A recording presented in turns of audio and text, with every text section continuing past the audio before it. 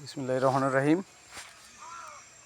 Bowel খামার বাড়ির থেকে সবাইকে শুভেচ্ছা অভিনন্দন।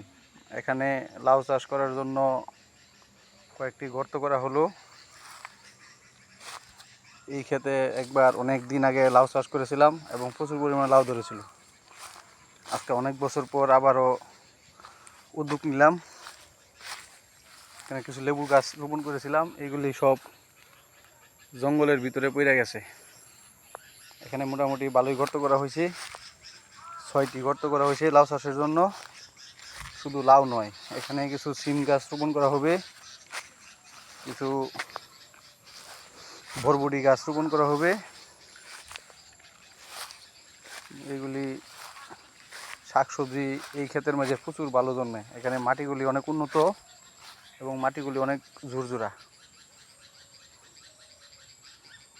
এখানে কতগুলো লেবু গাছ রোপণ করেছিলাম, কিন্তু জঙ্গলের ঘেরাও দিয়ে ফেলেছে। এগুলি এক সময় পরিষ্কার করে দিব।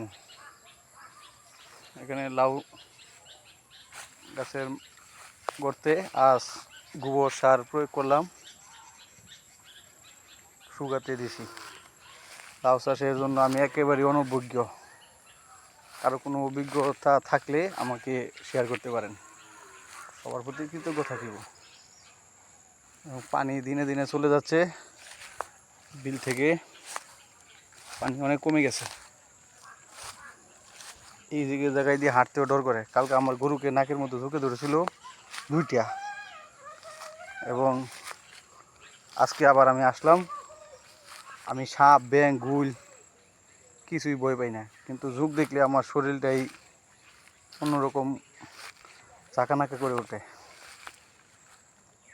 অথচ ঝুঁক অত্যন্ত ক্ষুদ্র প্রাণী। এখানে ঝুঁক ভয়াবহ রকমের আছে এবং ঝুঁকগুলি অনেক ডেঞ্জার। এইগুলির কোনো বুড়ি নাই, খাদ্য নালী নাই, খাদ্য থলি নাই। যতক্ষণ শরীরের সাথে লেগে থাকে ততক্ষণই রক্ত চুষতে থাকে। যে এই বিলটার নাম হলো পুকেন বিল। বিলটি মাশাআল্লাহ অনেক বড় এবং আমার বাড়ির পাশেই এই বিলটি অবস্থিত।